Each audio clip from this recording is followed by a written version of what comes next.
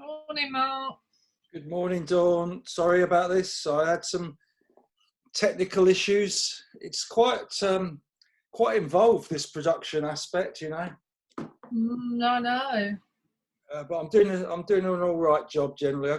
This is episode 42, Monday the 4th of May, 2020. So all's well, sun's shining. Your hair's looking good. I must comment on your appearance every morning. You must remember to do that. So, we're off and running. First of all, we'd like to wish Sarah a very happy 30th birthday. She's a friend of our daughter Nicole, who on a daily basis has to send over a WhatsApp link to these, I don't know what you want to call them, video casts. She's not on Facebook, but we wish her a very happy birthday. She's in a flat with her cousin, celebrating her 30th birthday today. So would you Happy like... birthday. You're going to sing happy birthday, are you, Dawn? No, I'm going to sing. Well, I would, but we don't want you singing it. No, certainly don't. Right, now we'll move on to some other music instead. And yesterday we had Roy Orbison, Pretty Woman. And the link to the previous day's Harry Nilsson, Without You, was that both Roy Orbison and Harry Nilsson died of heart failure, age 52, which is... I have to say, it's not the only answer, is it? Isn't it? Isn't. For instance, I knew that it was Roy Orbison, Pretty Woman, but I also know that Al Green released one in 1972, so that could have been the link, because it was the same year that you were talking about the previous day. But you want everyone to find your link, don't you? I do, yeah. I mean, Steve Fury, he was Googling left, right and centre yesterday. He came up with, they had the same drummer, apparently. They were buried in the... Oh, you're coughed on. Shouldn't have to... So they were buried in the same place. They both wrote songs for the film You've Got Mail, and both had songs called Without You. I mean, I couldn't believe there were so many links there between the two of them. But the winner, or winners, were Rachel Fagg and her husband Tim, although they've got people in Wales involved in this, and I'm not sure if this is a good... You can have phone a friend, it's fine. Yeah, phone a friend, Google, Wikipedia, the whole lot being thrown at this. I pitched it well though, because they didn't get it until middle of the afternoon, so it tormented them a bit, no doubt. So I'm a bit worried though that it's taking over and distracting people from feedback, and we do need the feedback on other matters to keep this going, don't we? Yeah, that's true. But anyway, on to today's music, and so we need the link to the Roy Orbison Pretty Woman song from yesterday, and here's the music clue from today coming up. Oh, my phone's just gone into lockdown. Excuse me a second. Right, here we go.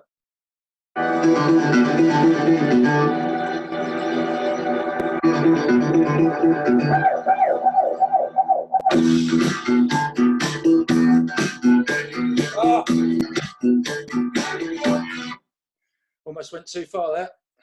Oh, you really do need to get yourself under control. I know, it's so difficult to pitch this right. We've had people get it in seconds of the video going out, and then the impossible on some days where people don't get it and get fed up with me. So it's very difficult to pitch these things. You either know it or you don't know it, I think, really. Well, the thing is, there could be several different answers to it as well, and so it just depends where you're coming from. So yeah, well, don't get despondent. I say you either know it or you don't know it, or your mate in Wales might know it, I suppose, is the other one. Anyway, on to the next section, next feature, which is photo of a viewer, and I've been waiting to release this one for a while. It's my brother Adam. He's only chipping in occasionally, and quite often I hope he's all right, because we're trying to decipher what his messages are about, aren't we? We didn't get the one yesterday. Yeah, we didn't get the one yesterday at all. Then he probably doesn't want to make it very easy. No, but he's another person, all on his own in a flat. Yeah, he's got loads of friends, keeps in contact, but He's working from home. yeah. So here he is. We've got a photo of him, and as a bonus, have we got him? Have you got Yeah, him? we got him. Yeah, we got him. There he is. There's Adam, my youngest brother with the glasses, and in front is Simon, my middle brother. There we go. So that's what they look like with my son Alex sitting next between them, looking distinctly unimpressed at Christmas. Yeah.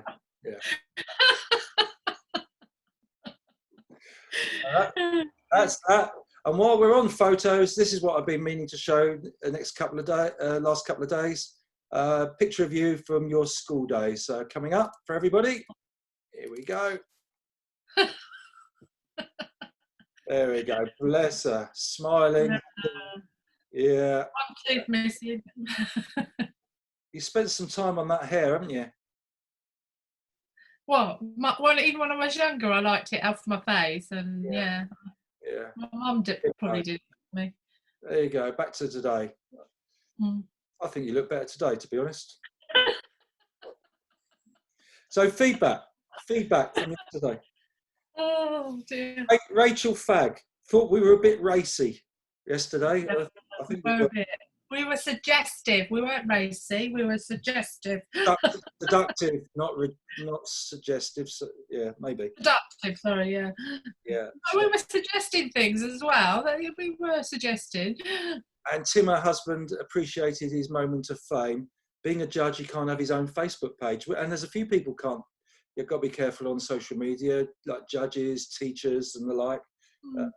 They're not can't be as free with it as we are. So there you go. It's hardly fame. I must admit, we're only getting about 100 viewers. I don't put you out there on Twitter and YouTube and stuff like that. No. I'll protect you, don't I? Yeah. I don't really like social media, as you know. Oh, we're going to talk about that in a second. That's something else. So the other thing is, we've been talking a lot about banana protectors the last couple of days. So, you've got one. I don't need to show the photograph. Yeah. Oh, I have mine, and it's mine. It's not yours. You're never having another one. But it made Grazia laugh. Grazia Manzotti. Apparently, she whipped out, or somebody whipped out a banana guard at a human resources meeting at work. And she and her colleague lost the plot and were in a fit of giggles and had to excuse themselves from the meeting, which she'll always remember when banana guards are mentioned. So I think Grazia must have a filthy mind as well. And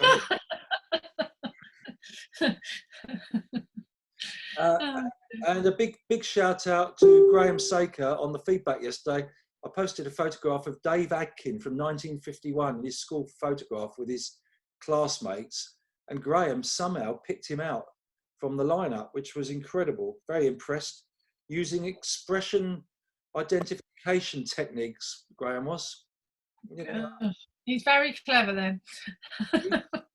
He thought Dave was a very positive, upbeat, smiley person. He picked him out from 1951 on the basis of that, which was very impressed. Yeah. Impressive. Yeah. Good. School reports. My school reports. I got up to 1973. Haven't had anything from anybody else particularly, other than Grazia, I think. But 1974, still a bit complacent. But 1975, French was going downhill big time. 1975 later, French needed to improve. I got 19% in the exam. That takes some doing, doesn't it?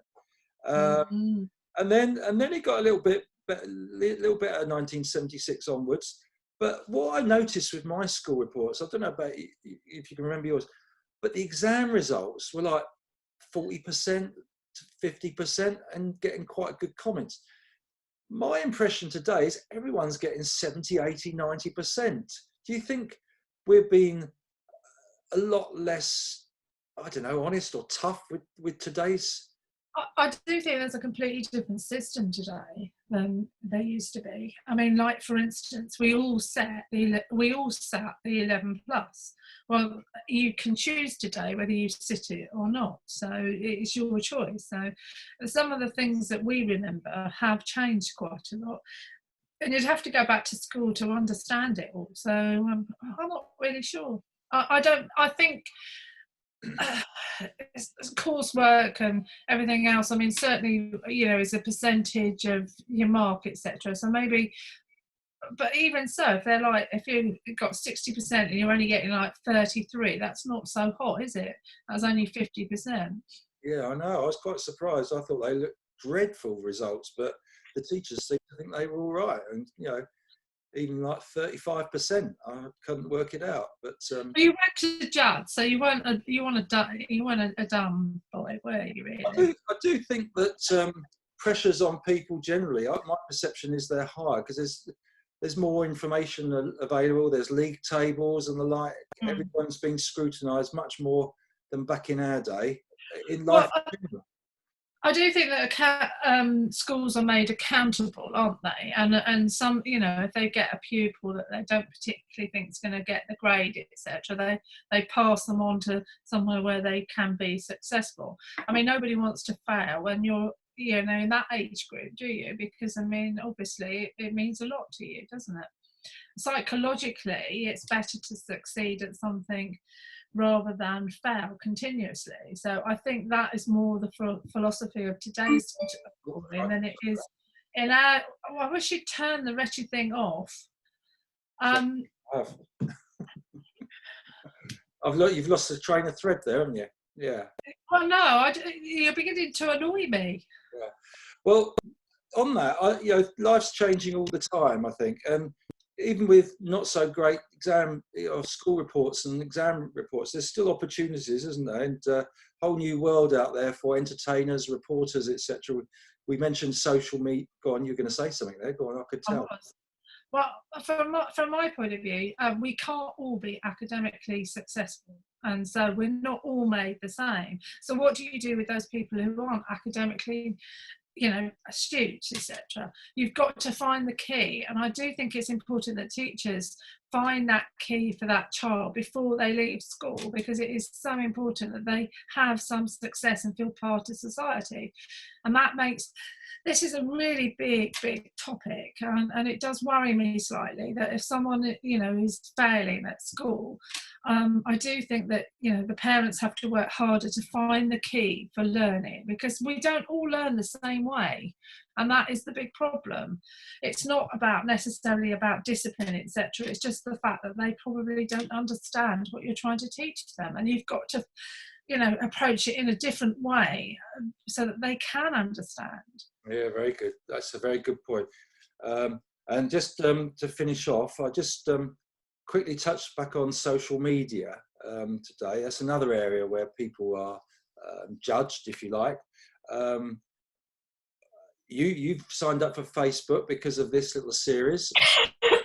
Only because of this, because of Look Up, but I suspect when it's all over and done with, I'll probably land up deleting my Facebook again, because I don't really use it. I mean, it's been nice to keep in touch. I mean, I've seen quite a lot of my officials friends on Facebook, etc., and so it's been quite nice, and a couple of them have contacted me and I've had a little chat. But it's really difficult because I'm not someone who, I'm busy. I don't necessarily want to look at social media, and I certainly don't want to know what somebody's eating and how many times they go to the loo, etc., during the day. And that seems to be the topic, what I'm eating, and there's great big pictures of food, etc. 3. Pardon? 3. I don't want to know where you go to the loo. I said I do not want to know. That's what you're telling me. The one that I've never got is Instagram. It's very, very popular. I'm on Twitter, use that a lot for spreading results. Oh yeah, I follow you on Twitter because you do all the results for the races. And when I'm at home with Oscar, you know, about 4 o'clock, and I think, oh, it's all over. It's quite nice to catch up, and then you know, and also now we have this ability to follow each other when we're away. We can know when people, you know, when we're getting nearer home, etc. So that's quite useful. But so I'm not on the phone or disrupting you when, you know, at an inconvenient time. So that's quite nice. And it also gives me an idea. That's Life 360 we use, don't we? Because Yeah, that's right. yeah, we know where each other's. Well, we don't know where each other are, but we know where your phone is, don't we? Yeah, we can track your phone, and especially when I was in Sheffield, you knew that I was on my way home, so you didn't worry about it because you could follow me through, and you knew I was on the motorway. And I'm speed you're going, and what speed you're going. And I'm exactly the same with you. So for instance, if you're coming home and you're due home at 7:30, I know roughly when to do dinner, etc. So it's really useful for me. That sort of thing is the sort of thing I want. Whereas Instagram, I just think you've got to be really careful what you put out there. And, you know, there are so many trolls now, and they're nasty. And, you know, if you're in a bad mood, you know, go do something that cheers you up rather than write something. I think that's more Twitter. Instagram, you've got loads of girls and boys just taking photographs like that. But they're not wearing as many clothes as I am. They're sticking their bottoms out and all sorts of things. What is the point of that? I don't know. I mean, some of them, that's all they've got. And then where they've gone on holiday, well, they've been scuppered now with that, haven't they? So, yeah, Instagram, I've never got. So I think I'll put a picture of Oscar up there. And also, I do think that you should be careful with using your phone, telling people where you are, because they know you're not home. So if you think about it, there's a fraught with dangers in everything that you do. Why do you think some of these footballers get burgled? Because they're advertising exactly where they are. Well, people do know where they are because most people know where Liverpool are playing in the Champions League. Yeah. So. Yeah, exactly. So, but I mean, only the really thick burglars wouldn't realise what was going on there, wouldn't they? No, but they're like because they take the whole family, etc. They know that the houses are empty. Yeah.